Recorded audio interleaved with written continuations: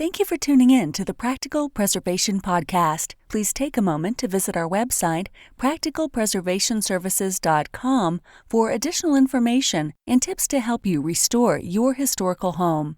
If you've not done so, please subscribe to us on iTunes, Stitcher, or SoundCloud, and also like us on Facebook.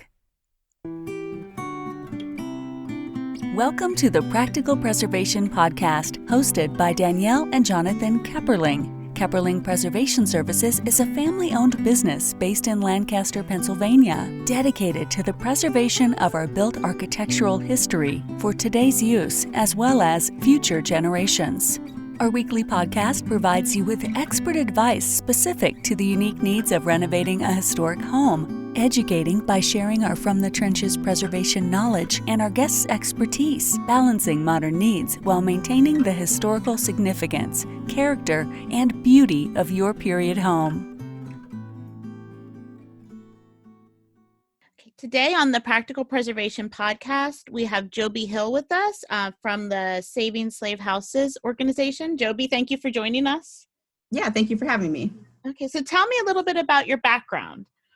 So I am technically a licensed historic preservation architect, but I also have degrees in anthropology, art history, and a little bit of archaeology. Okay, I find that we get a lot, because we're preservation contractors. A lot of our best employees have art backgrounds, so that's not surprising to me. Yeah. And in my mind, like all of those things, like if you do historic preservation, like all of those things are part of that. You know what I mean? So if you're going to kind of, study that, you need to know a little bit about all those things. So, like I said, that's why I have those backgrounds, because all of those are part of that. So you can't have one without the other in my mind. Right. So how did you get started or interested in history or preservation? So I think, I don't really know what kind of tipped me off to it. I think I've always just been interested in it. So I was one of those weird little children that always knew what I wanted to do. So ever since I can remember, I always knew I wanted to be an architect. Okay. But I didn't know what type of architect I wanted to be. But I was always attracted to like old dilapidated buildings. So the buildings that were like run down and like kind of missing part of the building, like those were the ones that always interested me. And the reason they interested me is because I always felt like they had a story to tell. And so I was always really curious, and what was that story? Why did they look the way they looked? And, what were they trying to tell us? And for me, what has always been interesting about architecture is the people inside. So to me, architecture is about the people inside, because that's why you have buildings, Right. People. So architecture has always been about the people and the stories they have to tell, and the stories of the people. You can find evidence of the people in the building. So it's always been about existing buildings and not like new design. You know what I mean? Yeah, I do. Slate, that doesn't excite me. I've never been that architect who's like, oh yay. I'm like, oh, that okay. What am I supposed to do with this? Like, right. You want to figure out who the people were and how they used it, and you can learn a lot from. Oh yeah, yes, and it's always a mystery. You always learn something new with an existing building, and there's always a challenge, because buildings are never constructed the way they're drawn on paper. First of all. Oh, true. Yeah. You know what I mean? Like, because it never goes as planned ever. And so, when you look at existing buildings, you find those like just kind of mysteries, and you have to figure out, well, why is it like this? What happened? And why does it look the way it look? And why did people make these changes to accommodate what they were doing? What were they doing that they needed to make these changes? Right. Yeah. That's the puzzle I'd like trying to figure out. Yeah. And sometimes it's an educated guess. Like sometimes people will show me things in buildings and I'll be like, I don't know. And then it just happened this past fall that like the next weekend I was at a house and they're like, oh, this is our sister. And I'm like, oh, that's the same thing I just saw. I just never saw one that looks like that. Exactly. Yeah. I mean, and that's the thing. Sometimes you can't figure it out like on that project, and you don't figure it out until much later. It's like, oh, that's what I was seeing. Yes. Yeah. You know that until you see it somewhere else. And yeah, I mean, one of the projects that I was working on that was really eye-opening for me is that I saw something that it just it kind of put me in my place. Is that I saw on a project that kind of the actual steps about how, like, when you, like, historically and even kind of today, is that, you know, people would try things and it didn't always work out. Right. Yeah. And, you know, so they had to make changes and kind of keep adjusting it because they were just trying something out to see if it would work, because people experimented with building technology. Right. And you know, and we still do today. Mm-hmm. And so, and there is evidence of that somewhere, but we just kind of expect that when we see a building that they weren't experimenting and it was always going to be built perfectly. Right. Well, and we find that too. And sometimes, like when I'm talking to people about substitute materials, there's the sometimes the material they used was inferior because they were trying stuff out. Exactly. So it's not always the best option. So yeah. I completely understand that. Yeah. So seeing that, like, but really seeing that, and it was very clear that they were experimenting, it just kind of, you know, put me in my place. And I was like, okay, so now kind of every project I'm on, I'm like, okay, I have to realize that like people did experiment, and maybe what we're seeing is an experiment. You know what I mean? Right. It's not anything at all. You know, maybe it's not some history. It was, you know, just there an was experiment. not a reason. Yeah. It just didn't work out. That, you know, that's not always the case, but you know, you just have to kind of take a step back and be like, okay, you know, big picture here, what's kind of really going on. Right. Yeah. I think that's important. I think that's important for people who interact with buildings anyway, because oftentimes there are enough clues there to give you, if you take a moment back and not just, you know, I'm going to go in and just tear everything out. Not that, you know, people from a preservation standpoint would do that, but you know, that's an approach a lot of people take. Yeah. So I would mention to you a little bit before we started recording that, you know, I'm interested in your project because I've been also, you know, researching the history of slavery in Lancaster County. So tell me about your project, your Saving Slave Houses, and how that came about and like what you're doing. Yeah. So it started when I was practicing architecture, just private practice. And I finally had figured out what type of architecture I wanted to do, which was preservation architecture. And so I went back to get my master's degree in historic preservation. And so for my master's thesis, I looked at slave houses and slave narratives. And I looked at two programs that both started under the Work Progress Administration in the 1930s to get people back to work. You know, one to get architects back to work, right? To get writers back to work, and you know, the architects were documenting, you know, historic buildings, and the writers were interviewing formerly enslaved people. And those two programs, you know, happened at the same time, but they didn't coordinate in any way. Right. In my mind, I was like, well, because they happened at the same time, I was like, maybe there was some overlap. I was like, hopefully some overlap. Yes. I looked at those two collections and to see if there was any overlap. And so the architects, that program was called the Historic American Building Survey, or HABS, and the writers were the Federal Writers Project, and that collection is the Slave Narratives Project. And so in the HABS collection, there were 485 sites that had a documented slave house. And in the slave narratives collection, there are 1,010 ex-slave narratives that describe their house during slavery. And of those, there are 5 that match. So oh my goodness. WPA ex-slave narratives that describe a specific documented HAB site. And so that was my master's thesis. And in the kind of the case I was making, that is, when we interpret these spaces, we should be taking, be looking at the words from the people that actually lived and work in these spaces, not outside somebody, especially a white male outside somebody, especially not the slave owner. Right. We should be taking the words from the actual people that lived there and worked there.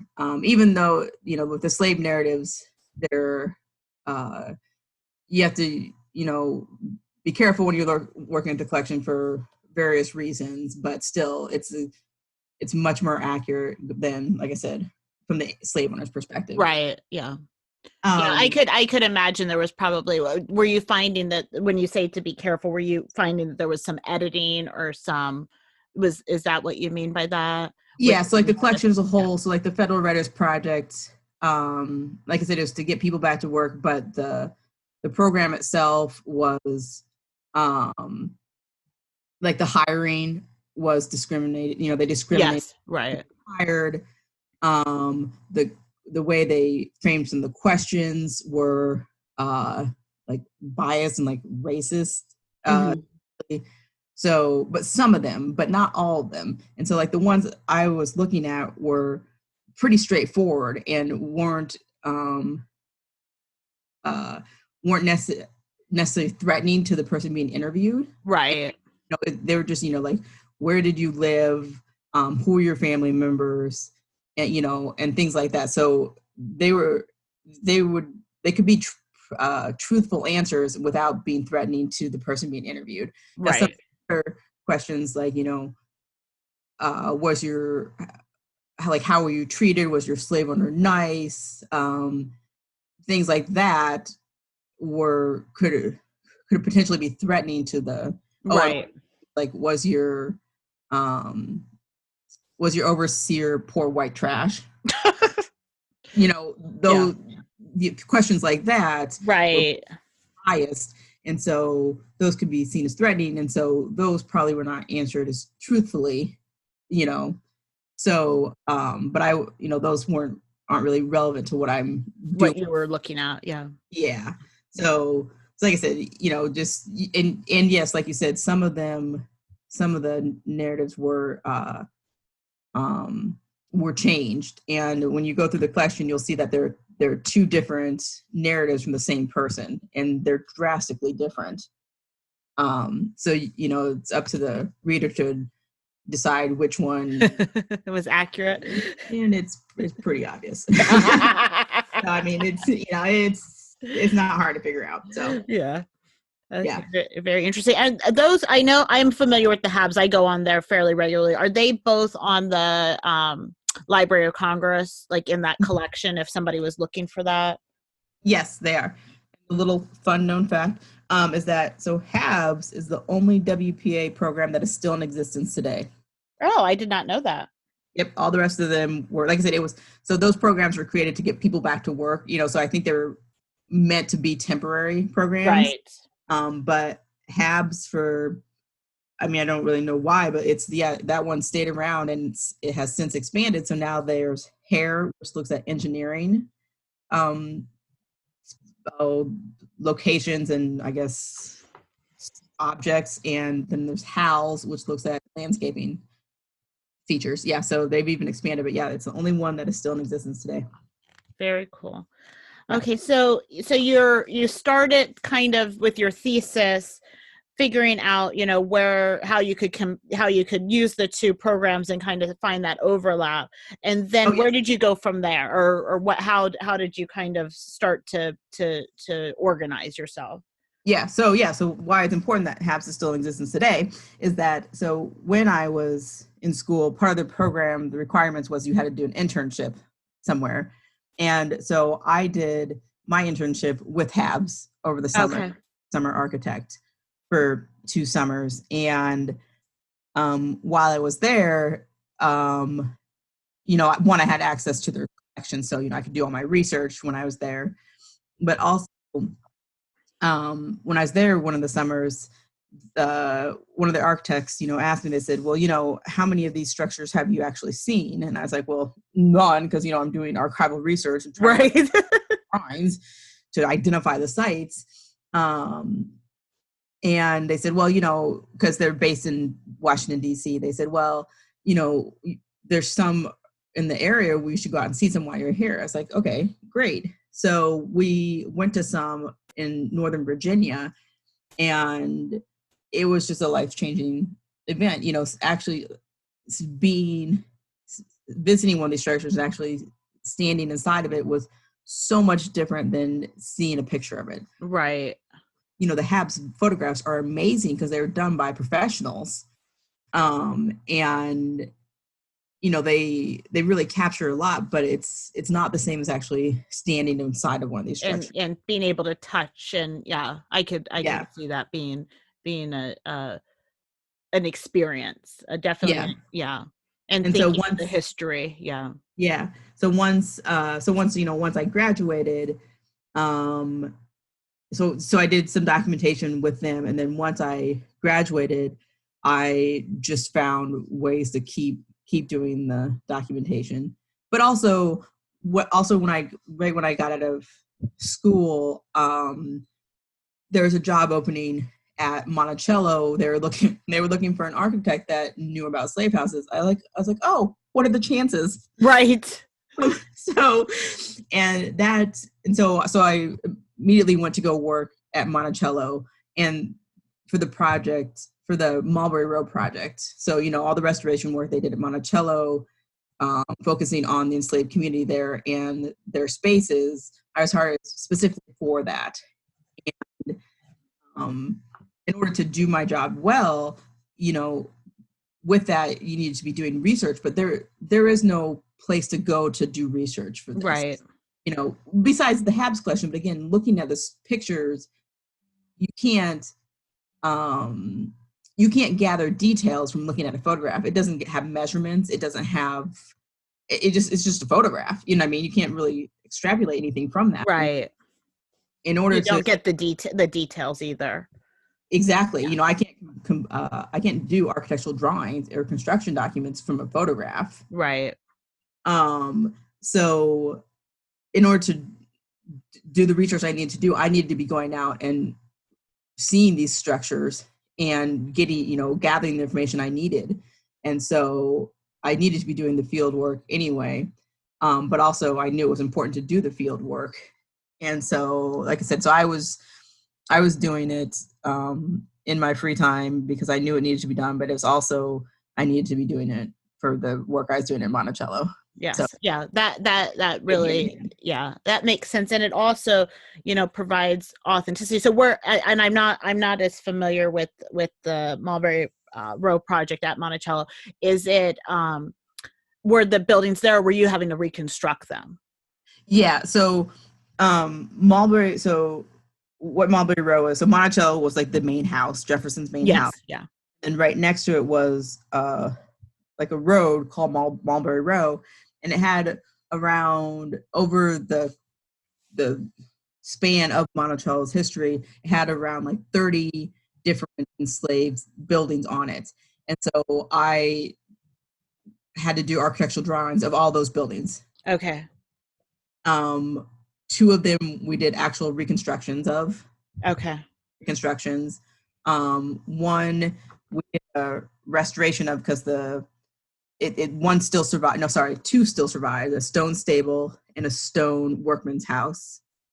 And then we also did restored the spaces of the south wing of the house. That were they also then for the enslaved people there? Yep. Yeah. The wings of the house were for the enslaved people. Okay. Yes. Okay. Were there any, like, you were reconstructing, so were there documents from the working plantation that told you like what buildings were there to kind of give you, or? Yeah. So we had archaeology was done So there's archaeology, and that located where all the structures were. But there's also Jefferson had 1796 insurance plat that located Oh, yeah. where buildings were then, and on from that insurance document, it also told you the size of the building and the building materials. And so which ones were insured and which ones were not insured. And then archaeology confirmed or did not confirm that, but it was accurate, is what we Right. heard. But that archaeology also identified other buildings, earlier or later buildings that were not on that insurance plat. And then also, Jefferson just kept meticulous notes. So there's also records of materials that he was sometimes buying, but he also kept track of just how and when people worked. Okay. So we also had things about that. Like, so we also knew, so like for example, I call it building T because that's what it was on the insurance plat, but it's interpreted as the Hemmings cabin. Okay. That took us from like kind of beginning to end about 6 months to reconstruct it, right? Because it was done, there's 3 men working on it, and they were doing it in the same methods that it had done historically. And it took them about 6 months to reconstruct that building, same materials, same methods. Right. And from records that Jefferson kept, a building, it wasn't that exact building, but a building of a similar size on the plantation took 3 men 6 days to build. Oh my goodness. Yeah. So, I mean, it just shows you how efficient they were. Yes. Yeah. Getting these structures up. I mean, they knew exactly what they were doing, and they could put them up just in just ridiculous amounts of time. Oh, so, that's amazing. Yeah. Yeah. So. Okay. So are you, when you're looking for, is the goal, and I was on the website, but I'm not sure I completely understand, is the goal to try to incorporate as many of the houses that are tied to enslavement in America into your database? Is that the goal, like, no, without geographic boundaries, or do you have like geographic boundaries that you're working within? So my geographic boundaries of the United States. Okay. Okay. Yeah. So that's it. Just the U.S. Okay. Yeah. So I'd like to, a slightly unrealistic goal, but I'd like to document every known slave house in the United States. Granted, I can't do that alone. Right. So once I'm able to expand and kind of get established, then, others can contribute. Right. Okay. So are you looking for people to send you things, or are you not to that point yet? Well, so people can already send me sites. Like, that's on my website. So you can send a site on my website. And I just add it to my list. So right now, kind of the sites I'm focusing on for the survey work I do is the Habs collection. Okay.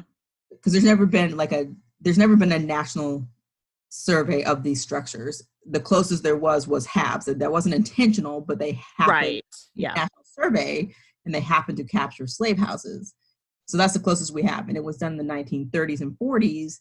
And so what's nice about that collection is that it's a nice comparison study. It's a snapshot. Yeah. But it doesn't accurately represent what was in each state. For example, like, there were around 100 sites in Alabama, and right next door in like Georgia and Mississippi, there was like less than 10. Oh, goodness. So whoever was out surveying just didn't think that was important to document. Yeah, like, there are so many factors that played into what was documented. I haven't been able to figure out why there's such a discrepancy between the states, but there was. Like I said, there's so many reasons on like who was hired, how many architects were in each state, and blah blah blah. You know what I mean? That went into what was being documented. But yeah, so like I said, Alabama has like around 100, Mississippi and Georgia have like less than 10. You know what I mean? Oh goodness, yeah. Like I said, it's not a good representation, but it's all we have. Yeah. And So, for like the northern states where there weren't necessarily separate housing, are you just documenting them the main property, or how are you doing that? well, so when I say a slave house, I mean any freestanding structure in which housing was one of the functions. So Okay.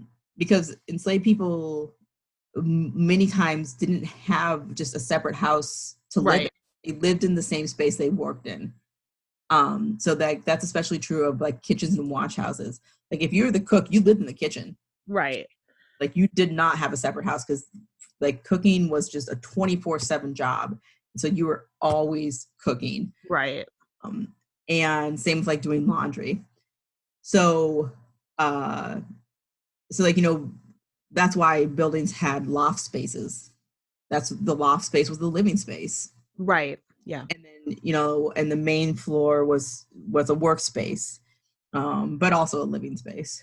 So yeah, so any, for my research purposes, it has to be a freestanding structure. It can be attached to the main house via breezeway. Okay. But like I'm not including like the main house, although technically the house was also a slave house, but that's so tricky, just like politically that I'm not Right. but we all know that it was enslaved people lived there, so it was just as much of a slave house as it was the slave owner's house. Yes. Yeah. Yeah. I know, like I would think at least like looking at Lancaster and like a lot of the houses in Lancaster didn't have separate like summer kitchens, but then if you go outside of the city, a lot of them did. And I can see what you're talking about with the loft space above. And then, you have the summer kitchen where the whole kitchen then is, separate from the house. Yeah. Yeah. Yeah. So it's freestanding structures that if a building had a fireplace in it, the reason you have fireplaces is because that means someone was living there. Right. Yeah. So that's kind of how you've kind of delineated how you want yeah to. And that makes sense to me. So I've noticed, and I don't know if you have a greater interest in including like more aspects or all aspects of our collective history into the conversation. Have you noticed that? Have you seen that as a trend that as you work on this project? Yes, no, I very much have. I mean, I've kind of have discussed that with like colleagues of mine that, trying to do this, like 20, 30 years ago wouldn't have worked. Right. Because this interest, the interest is not new. Like I'm not the first person to take an interest in slavery or enslaved spaces even. It's just that I happen to come at the right time. Right. I have mentors, like the Colonial Williamsburg, the group of architectural historians have been doing this work since the 1980s. And they've done a lot of the things that I'm, like I said, they've been doing documentation. Colonial Williamsburg had a reconstructed site, of a whole enslaved community that was up and running for a very long time, but then closed in like 2000 and I don't know, like 3 or something. Colonial Williamsburg like just sold the property. Oh, yes. Yeah. Yeah. Carter's Grove is called. Yes. Yeah. It's not new. It's just that it wasn't nationally, people just weren't as interested in it back then. And so, it just didn't get as much attention. Right. So now I just happen to be doing it when people are now, there's a greater conversation and people are taking more interest in kind of getting things done than they used to. So yeah. I think that is, I wonder if the internet helps with that too, because you can find people who are very interested in very niche things, and then everybody can kind of work together. And I think that does help with some of these kind of projects, because you're not just relying on, the textbook writers or whoever's, filtering the information down. You can find it yourself. Absolutely. Yeah. Technology is a huge part of it. I mean, even just for the way I do my work, I mean, like the Colonial Williamsburg, they're like, when they do documentation, when they go out and, document a site, they would hand draw everything. You know what I mean? Yes. Go out and document a site. I do everything electronically. I do it all on a little handheld computer. I don't need to ever pick up a pencil. You know what I mean? Oh my goodness. Yeah. Yeah. So, but it's the only way I'm able to do it by myself and do it quickly and efficiently to move through as many sites as I've moved through. You know what I mean? Because I've been to over 150 sites, in a couple years versus, those teams, they move through sites in amazing speeds. They did that too, probably. But you know what I mean? Like, I'm just able to do a lot by myself. Right. You're not working in a whole team of people, and Exactly. It's just different. Yeah. And so, I mean, it does kind of make me laugh, because I work closely with them, and I'm on a project right now with one of them, and our documentation methods are just completely different. Like, it's just kind of funny, but it's just the way we work. You know what I mean? Right. And everybody has kind of their own preference. Yeah. I mean, I'm not going to, ever, he's not going to change the way he does it. Right. Too, because he's very efficient the way he does it, and I'm efficient the way I do it, and we work well together, and it works out fine. Yes. Yeah. So so as you're working on your project, and you're working I'm assuming that you still work, as a preservation architect too. Is that a correct assumption? Yeah. Yes. Okay. Yeah. So what do you wish that you knew when you started out that you know now? Oh,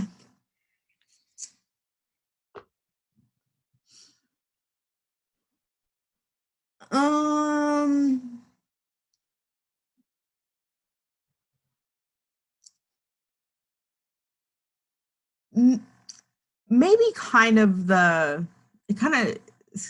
what we were discussing about, kind of how there's a greater interest in this. So more kind of a business aspect. So like I said, I've gotten a lot done by myself. But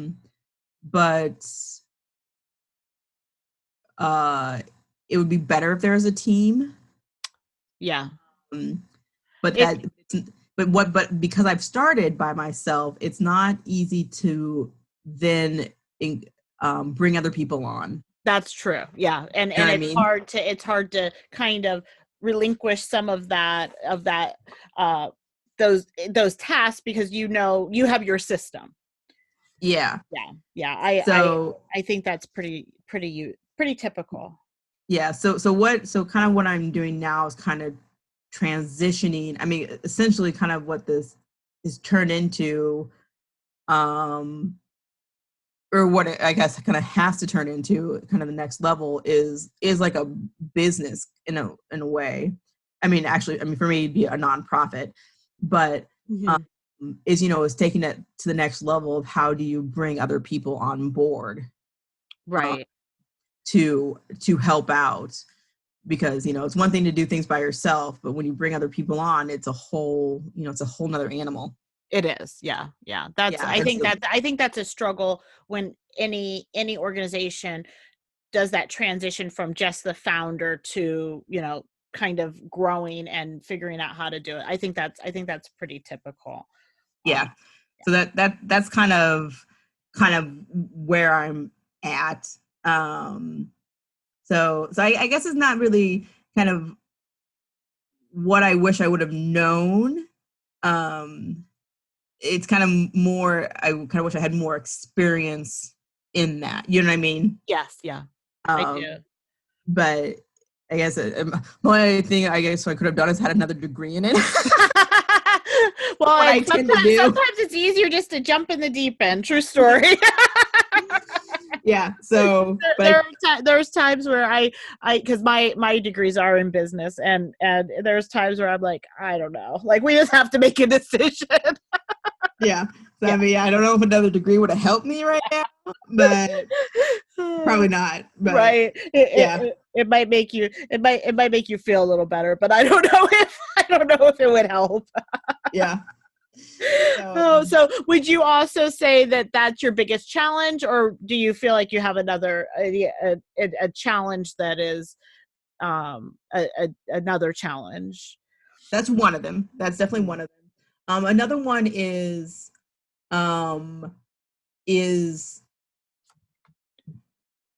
being, so I don't know if you noticed on my website. So the database is not on my website. Okay. And I've tried to make that clear on my website, but people don't always get that. But it's not on my website because it kind of quickly grew beyond me and beyond just like a normal kind of out of the box database Yes. program. So I need a partner, like kind of the next kind of thing I'm looking for and need to find is like I need a partner with a technology technology company that's kind of pushing the boundaries for, data. Mm-hmm. Yeah, that wants to work with me and help me create my database because they're doing innovative things and, wants to use my data set to try those things out. Because, how I see my database working is, like I said, not something out of the box. And so that's kind of my next biggest challenge is finding that, that company that wants to work with me and try out some new things. Yeah. And I think that's I do some consulting work for our local preservation nonprofit, and we were talking about digitizing their database, because that's really what their strength is that they have spent the past 40 years people have gone out surveying the properties in the county, and that's really and that it is daunting to have to figure out the technology, and also then well, yours is probably all digitized because this was all before pre-digital, but then that whole digitizing process too is it's a one-time thing, but it's still a process. Oh yeah, and it takes time. That's what I did for Colonial Williamsburg. I said that, they did everything by hand. Yeah. And I wanted to have access to all of everything they did. And so I applied for fellowship with them. I got a fellowship for 4 years in a row. And when I worked with them, what I did was digitize their entire collection for them, because I wanted a copy of, their drawings, and kind of our agreement was, if I digitize their collection, then I could have a copy of the relevant drawings that they had. Yeah. And it was faster just to digitize everything and then go through it than it was to go through it and try to find what I wanted. Right. Yeah. Digitize it because, it was organized, but not perfectly organized. No, because people have gone in and pulled files and then didn't file them back, right? Yeah, and because they were still using it. Yeah, right. They were still working with it, and so I was just like, I'll just digitize everything. I was like, I'll just go through it, digitize it, and then we can be. And I was like, and also be useful. It's like this of just me doing a few. Not doing all of it. I was like, that's just the way I work. I was like, if I'm gonna do it, I'm gonna do it all. Get it done. Yeah. Oh, so clearly. Yeah. Are there ways that someone could help you or get involved? Are you feeling like you're at that point? I'm not quite at that point. Okay. But people have, people do email me and offer to help and get involved, and I do keep track of that. So it's Okay. definitely, if they do email me and tell me that they can help me in some way or something like that, I definitely keep track of that. So I might contact them later on when I pop up somewhere and say, Yes. oh, so I might reach out to them at some point. So I'm never going to just delete those by any means. Right. No. Yeah. As much. You never know when I might have to reach out to them. So yeah, but right now, and it also kind of depends, where I am and where I'm doing work, and so yeah. So I always appreciate when people do reach out to me, but it's just, it might be a while before I have that you need, that you're ready. contact them. How should our listeners get in contact with you? Should they go to the website? Yeah, they can go to the website, and then on the website there's various ways to contact me. There's if they have like an interview request or professional services or just a general inquiry, all that is on my website. Or if you know of a site, there's also a link on there to suggest a site. Okay. Is there anything that you wanted to talk about that I didn't ask you about, or anything that you wanted to share? Anything else you wanted to share?